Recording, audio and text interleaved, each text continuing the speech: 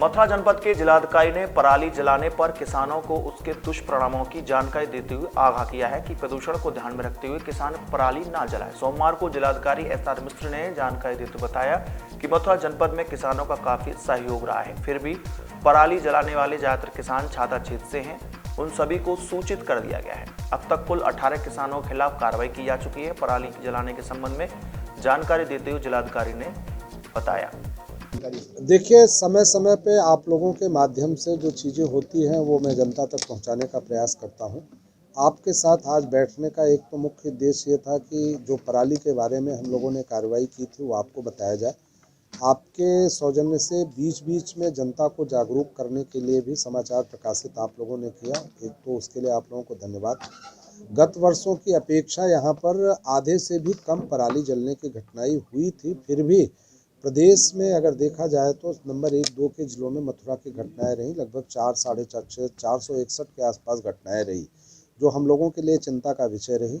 हम लोगों ने 2-2 बार ग्राम पंचायत स्तर पे ग्राम प्रधानों के साथ बैठक करके कृषि विभाग, राजस्व विभाग, पुलिस विभाग के कर्मचारी अधिकारियों के साथ ये प्रयास किया कि उनको जागरूक करके इस घटनाओं को रोकने की कार्रवाई की जाए, क्योंकि अगर नियम कानून में भी कार्रवाई करते हैं तो भी परेशानी हमारे किसान भाइयों को ही होती है। तो उनको जागरूक करके पहला प्रयास रहा कि हम लोग इस घटनाओं को रोकें।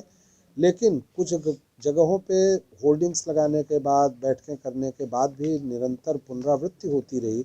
वहाँ के ग्राम प्रधानों को हम लोगों ने नोटिस भी निर्गत किया और ऐसे लोगों ने जो पराली जलाने की घटनाओं की पुनरावृत्ति कर रहे थे, ऐसे लगभग 308 घटनाओं में नोटिस जारी करके जो अर्थदंड थे वो भी हम लोगों ने आरोपित किया और लगभग 92,000 से अधिक उसमें वसूली भी हो गई। लेकिन अब वर्तमान समय में मथुरा जनपद में आप जानते हैं, चूँकि धान की फसल थोड़ा पहले आती है, पराली से संबंधित अब पराली किसी खेतों में कहीं रह नहीं गई है। बुआई किस अधिकतम हम लोगों की गेहूं की हो गई है। तो लेकिन आपके माध्यम से पुनः मैं इस बात को जागरूक करूंगा कि 2 महीने 3 महीने बाद फिर इन चीज़ों की पुनरावृत्ति होने की संभावना रहती है। तो किसान भाई जो भी फसल उगाएं, अगर उनको पराली इत्यादि जैसी चीज़ों को काटने में, रखने में दिक्कत होती है तो मुझे बताएं, गौशालाओं में हम लोग उसको भिजवा सकते हैं कटवा करके। प्रशासन उनके सहयोग के लिए हरदम है और मेरी यही अपील है आपके माध्यम से कि यहाँ के किसान भाई भविष्य में कोई ऐसी घटना न करें जिससे प्रदूषण की समस्या। पराली के मामले में कितने किसानों के खिलाफ एफआईआर हुई, कितने जिले हुए? देखिए, 18 लोगों ने उस समय जो बार बार पुनरावृत्ति की थी उनको गिरफ्तार पुलिस के माध्यम से किया गया था और हम लोगों ने इस बात का ध्यान रखते हुए कि इसको कैसे अधिकतम प्रभावी तरीके से रोका जाए, कुछ के खिलाफ एफआईआर भी हुई थी जो लगभग 7 के आसपास संख्या रही है।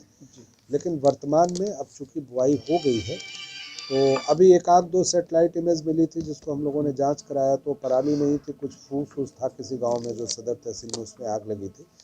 तो सैटेलाइट में कुछ ऐसे इमेजेस भी आ जाती हैं, लेकिन वर्तमान में स्थितियां पूरी तरह से ओलावृष्टि पीड़ित किसानों के लिए प्रशासन की क्या कुछ कार्य? वो आपको बता भी दिया गया है। फिर से अगर आप जानना चाहते हैं, जिन गाँव में लगभग 18 गाँव ऐसे थे उनका पूरा सर्वे हो गया है। हम लोग राहत आयुक्त से आज डिमांड कर लेंगे। परसों ही ओलावृष्टि हुई थी, 48 घंटे के अंतर्गत सर्वे करा करके हम लोग डिमांड प्लेस कर रहे हैं। धनराशि आते उनके खातों में हस्तांतरित कर दी जाएगी।